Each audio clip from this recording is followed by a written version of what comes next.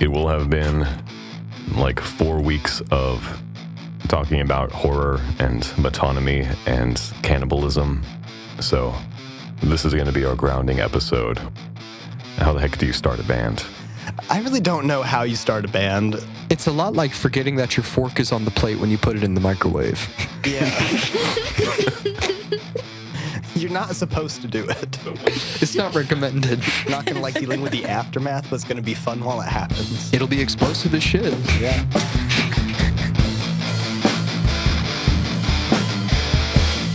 I can say that as far as like how ensembles or how bands are started, there's so many ways that one could start a band.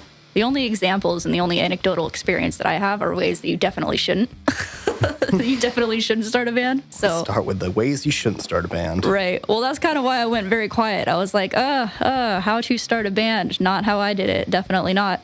You know, definitely don't have a super duper dictator choral professor that wants to make money off of you and puts a bunch of gay people together in a group and tells them to go pimp themselves out, for sure. I love the current pop landscape. Because that's like what that is. Mm-hmm. That's exactly what it is. Well, and that just traces it back, right? A lot of times if you're making it big, you're not doing shit you want to do. Yeah. Yeah. You're doing shit that other people tell you should do, and then it's work, right?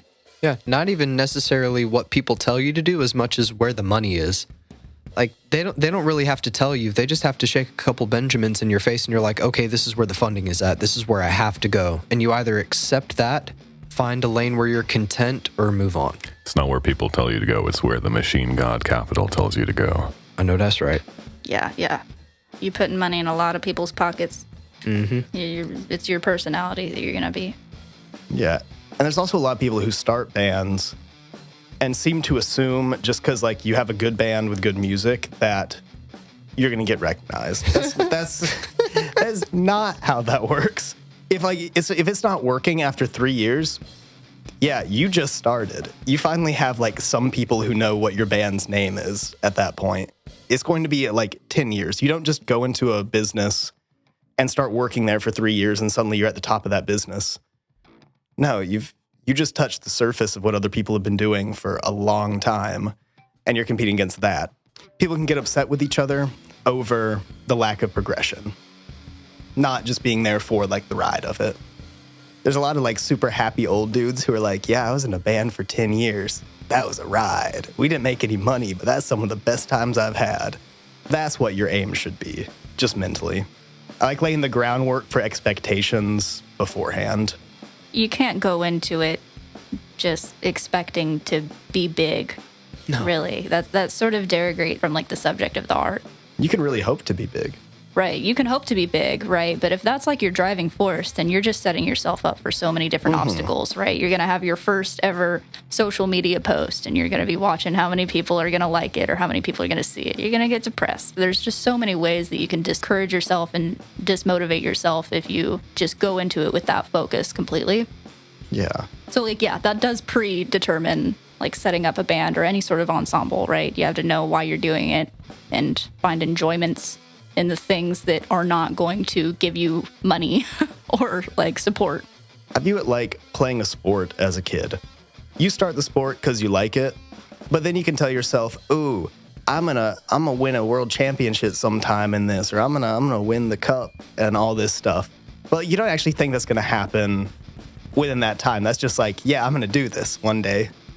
And then someday you'll be in a position where it will happen. But if you're going in of like, yeah, in 3 years, I'm going to be on top. No. Yeah. And speaking as someone who doesn't do very many sports, of course, usually the mindset isn't, I'm going to win this particular award. I'm going to be exactly this kind of good, but it's more, I want to be the best at this sport. And what the best counts as, you can kind of define differently, even in things that have objective metrics. And so winning the Olympics, you can call yourself the best. But there could be an athlete who doesn't compete in the Olympics who has their own claim to be the best. And in music, it's a lot more subjective. So your idea of the best is something you can define, and people around you can define in different ways. Right. Like saying, I'm going to be the best guitar player in the world. Oof. I don't think that's physically possible by anyone, because there can't be a best Right. I also think the best guitar player in the entire world isn't known by anybody and probably isn't making any money off of it, right? That's the other thing. Like, making it big oftentimes has very little to do with the art that you're actually putting out there. And so it's kind of like how do you enjoy doing something all of the time without making money off of it also sort of detracts from like the things that people will do in order to make money, which oftentimes isn't actually making the art or doing the band stuff, right? Sometimes it's just publicity and promotional stuff. From what I understand, it's almost never satisfying. It feels like work, and it kind of can suck the joy out of the art and make it feel monotonous. And Yeah, that's why you have to go in with a purpose. I mean, do you? I feel like purpose is a strong word. I feel like an aim is better. Because purpose makes it seem like this is the only outcome that I will accept. Going into it with an aim is like, well, if this happens, that's cool, but at least I had fun along the way, or at least I learned this, or at least I did this. Also Yes. with purpose, I mean, just like making things, like your purpose can be to, just make the best song you can and make music you enjoy. Well, I have particular beef with the word purpose because purpose tends to imply a predetermined meaning or some sort of grand plan, which this fits into, which is why I like the idea of aim or function, which is a lot more process oriented. Like, you don't need a purpose, but you do need a function, and it can end up unfolding in any number of ways. Yeah. Why does this project exist? Because me and the homies are already hanging out and we like playing music, so why not make some stuff? Or it can be, I hate the current landscape of stuff, so we're going to do it better. Or it could be any, number of similar things. And what something starts out as doesn't need to be what it evolves into. Just got to do shit you like to do. Yeah, You just roll got to with the do punches. shit you like to do. And if you happen to be good enough at the shit and if you happen to know enough people, you'll get lucky. But that shouldn't be the main objective, right? Yeah. And that's also why I tell people, you should, once you stop, making the music, either make it in a way that you like more or just take a break for a sec. You shouldn't be forcing your hobby Yeah, seriously. or forcing to the point that causes you distress. You should be doing music for fun if you are doing it, because doing it as a profession is almost folly unless you were going into very specific genres. If it feels like a job and you are not getting paid a salary, it's okay if it gives you a sense of purpose and it gives you something to do, but be aware of your situation and what you want from it. Yeah, there's a lot of people who, in proximity of me, I see doing things like getting upset that their band hasn't made it big after a year and then trying to make a new band because their thought is, oh, it's the band is the flaw.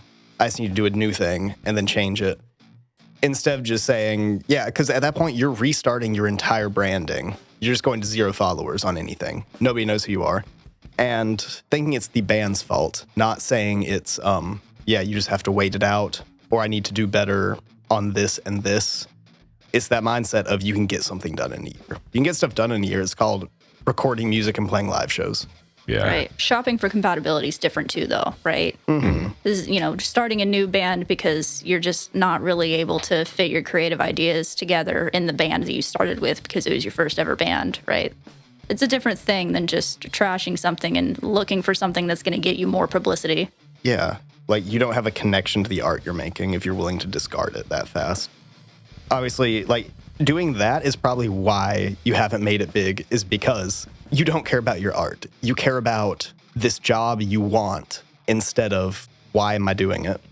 Or to be more generous, you did not get the right kind of start. The group doesn't have chemistry, or this is not the brand that you feel you can comfortably create within. Yeah, that's fair. But no, the good ways to form a band. Start with people you like, because you're going to have to be around them a lot. Bare minimum. Yes. You're going to have to deal with these humans on many occasions. And really focus on the fact that you have to be friends. Even if you don't start as friends, you have to pay attention to that. You have to do team building. It's look at any professional sports team. There's a reason they take time out of practice and have obligatory, team building exercises. It's because you need to work as a unit. So if there's no chemistry between that unit, you can walk in, record the part for the song, rehearse it for the show, but then it's not going to feel right. And it's not going to have like that same fun energy, which, as said before, that leads to people quitting because if it's not fun at that point and you aren't making progression and you're just going there to work, you're clocking in, as Ethan said, you're doing a job without getting paid. Because Lord knows we're not in it for the money. Oh, yeah. But I feel like an important distinction is you can't just like your bandmates. It's almost a matter of love because you're not going to like them all the time. You're going to have artistic differences. You're going to have ideological differences. And at the end of the day, you have to not like, but love each other enough to agree that you don't like what the other person is saying, but you still got to work on it. Mm-hmm. There's a lot of trust involved, both personally and also artistically. Like, if you're the kind of band that's writing as a group, you need to be able to trust in each other's vision. Everyone should fully know the extent of everybody's trust in each other. Because there's a lot of situations in which band members don't like each other and don't agree on artistic values, on the direction of the band. And a lot of the time, that's what makes the band great. Some of my favorite bands are ones where the members hate each other, where they listen to different music and try to create different music. And the greatness of the band comes from that tension. Fleetwood Mac. Yeah. Just about to say rumors. Oh, Literally. it does thicken the plot, though. It does thicken the plot. And that's the other thing, compatibility, friendship, love. I feel like the biggest variable here is dedication to the subject of the art. Almost to put the concept of the band or the ensemble or whatever project as an entity higher than humanity is how I've seen people succeed the most. Because Fleetwood Mac stayed together for a really fucking long time, and they all hated each other. Surprisingly long time, yeah. But that's also part of why they're still so famous, too. Like, that tension and the divisiveness between everybody, it sort of generated a lot of publicity, right? Definitely. But it also just kind of kept those creative fires going, I feel like. At least I find it easier to make art out of spite and whatnot rather than art out of joy. Because joy is a feeling I just want to embrace. Yeah. Spite and anger are things to let out. Yes. Interesting, because I kind of go in the opposite direction with that a little bit. I feel like spite and anger are emotions to be dealt with in your own time, and happiness is something to be shared and explored. Because not everybody can afford to be happy all the time, and if you have a little bit to share with someone else, that's worth it. That's why happiness I like sharing as a human directly more than like sitting down and writing a song about being happy or making art or something like that. But yeah, I don't need therapy for myself when I'm being happy, but I want to go interact with other people and be happy with them. But then like when it comes to art, if I'm angry or spiteful at somebody or something, making art is much better for composing myself instead of going out and trying to be a dick to people. Happiness also just doesn't really consolidate into your memory the same way that, like, the more negative emotions do, right? When you're traumatized or when you're intensely sad, it's like you can pull from that at any time when you're sitting down to write a song. When you're happy, and I've been working on this in my own writing to be able to write about when I'm happy, because it pisses me the fuck off. I can have so many sad songs, but not enough happy ones. But, if you are able to honestly even write down what exactly you're feeling physiologically when you're happy, I have had better results in being able to tap into it. But like the reality is, it's just, it doesn't linger as much as the sad stuff does. Which is why it's so sweet to hold on to it and to be able to portray that to other people and give them good vibes. Like, for example, disco. Yeah. Disco is someone was feeling themselves in the studio for a 10-hour period and you get a glimpse into that. It's very easy and healthy to get out negative emotions through art, whether that's visual, performing, or musical, or any of the other ones that fall under those. But happiness is so fleeting that I think it's important to hold on to that as long as possible, even if you don't necessarily need it at the time, because it's nice to come back to. I do see that. Although the disco example, you can't really mention that without me thinking of the hyper-commercialization of pop music and the weaponization of happiness in the pop industry. That's valid. Pharrell. That is valid, I was too. about to This is say, very true. Because I'm happy. A lot I'm of not music happy. about being happy is not written by people who are happy.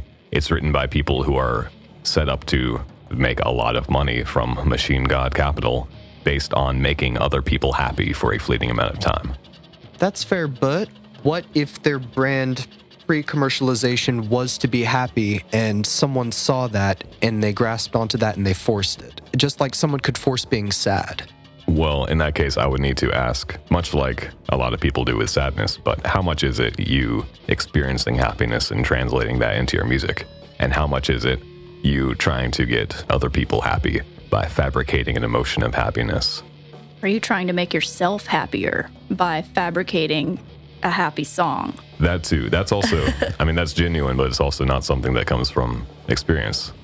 Right. So that's something I'm curious about. The Pharrell Williams song I just dislike because it's so direct and in your face, and everybody everywhere was playing it to try to convince themselves that they were happy, but like everybody looked dead behind their eyes who was singing it. I'm gonna clap along because I'm happy. Clap along if you've. I'm like, no, don't tell me to feel happy. That's my job. Stop that. Make music that makes me feel happy. Don't directly tell me to be happy. Prince, not happy. Yeah. Now, where I feel about like sadness and happiness in music, I tend to think about the mood of music and the content of music as different things. All the music I create is ultimately motivated by joy. If music did not make me feel happy, I would not be creating music. That would be dumb. Valid. But I very rarely write songs, quote unquote, about happy things. Because, again, sadness, negative emotions live in my memory, in my body in a very different way, in a way that's usually more interesting to express.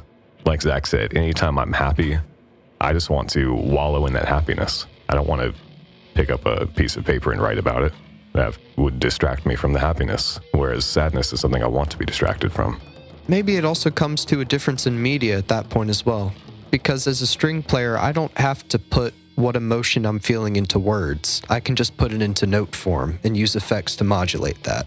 But when you put it into visual format, like with drawing, or you put it into words, I feel like that detracts from the feeling and it makes it feel more hollow.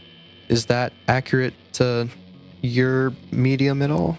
I don't know about the hollow metaphor, but I definitely see it being a different kind of translation process because it is a very different experience for both creating and consuming / like interpreting things that are based purely on mood, like music, like just the sound of a guitar, and then the symbolic, the linguistic elements of music, the lyrics. Usually it's lyrics. There's other ways you can reference things, tone painting, but that's not nearly as pervasive as lyrics. And like, you don't often hear people saying like, this happy song saved my life. This happy song resonates me on a soul level. It's usually things that explore the kinds of things that you don't want to process affectively. You want to process linguistically, symbolically. You want to be able to categorize and sort through and assign a purpose, a meaning to this, rather than just let it hit you. The happiest I've felt in a song is when a song is happy but with a tinge of sadness, or the inverse of that. The dynamics of it. I have not felt moved by a song that was completely happy. It does not entice my serotonin transmitters the exact same way as wallowing does. I think we all can agree on that. There should be a gray area with this. You shouldn't be entirely happy or entirely sad. That level of extreme can be unhealthy or teeter on it. That's very true. And also, I mean, in my therapy, I have two different kinds of journaling. There's the write things that make you happy journaling, write things that you like about yourself journaling, and then there's the emotional purge journaling. And I feel like for different personality types, different types of journaling method works. And I wonder if like the people in this room are also just the kinds that are going to be a little bit more inclined towards morbidity and a little bit more inclined towards sad things. If we had like a perpetually positive person here, we would get more perspective on this. I mean, there's plenty of musicians who write happy songs who actually did have a genuinely happy experience that put a new kind of metaphor into their minds to describe a certain kind of happiness. There's a reason most pop songs are about love. And that's because there's a lot of different ways you can experience that kind of joy. And it's hard to write something that's like a good love song without having experienced love. Yeah. Well, and then there's also the additional fact that, you know, I think you've talked about this in several different podcast episodes, that what people interpret out of your music is oftentimes way different than what you put out.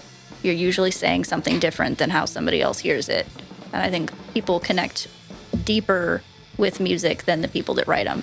And so I think that's also just a lot of like what the super positive music that's out there. It feels inauthentic a lot of the times, because I think a lot of the times it is. It's very superficial. Yeah, I think a lot of it is, I'm really fucking sad, and can I please make somebody happy? Or can I please make myself happy by writing this, like, fucking happy bop by Pharrell Williams? Yeah. I think Pharrell's happy, though. I don't think he's that happy, but he's definitely happy. I'd be shocked if you weren't happy. Dude, he's wrote a banger for every Despicable Me movie. He's Like why the rolling in movies are so dough. successful. Pharrell. I mean, yeah, there's some dough involved, but he also wrote Drop It Like It's Hot. I mean, come on. Not God, drop he did. produced. Yeah, he did. He did. The boom, da-doom, da-doom, da-doom. Being happy because you're getting a fat paycheck at the end of this positive song is its own type of happiness. Shit, that's probably the Yeah. inspiration right there. He was just looking at that checkerboard line at the end, and he was like, man, Speaking I'm of happy. checkerboard lines, I have a coloring book right now, and there's a zebra in it. what does that have to do with checkerboard, Zach? Yes. How am I supposed to color a zebra if it's black and white? Red all over. Make it a checkerboard zebra. Speaking of things that make me unhappy and that I'm going to write a song about later. Zebras? Well, and you know, Zebras in coloring books. that's a lot of production. A lot of it is just, let's make songs that are going to make a lot of money, and they're super happy because they're already getting all of the funding and they have the equipment, so they can just do that easily. You can write bangers that everybody's going to listen to. It's easy to wake up happy when you don't have to worry about bills for the next year. That Yeah. could also be why a lot of bands go from being much edgier, like, and then once they get bigger, they go much more pop. Because if you're comfortable, you don't have the same insecurities. I mean, I know you definitely have different insecurities at that point, but you don't have the same ones that you had before. And stuff is more optimistic, and it's a lighter feeling. Impulse Machine fans have nothing to worry about. As soon as I get famous, I'm just going to write songs all about imposter syndrome. Oh, fuck yeah. I'm down with this. Can I put cheesy Yes. solos on top? Yes. You could do that right now. Sure.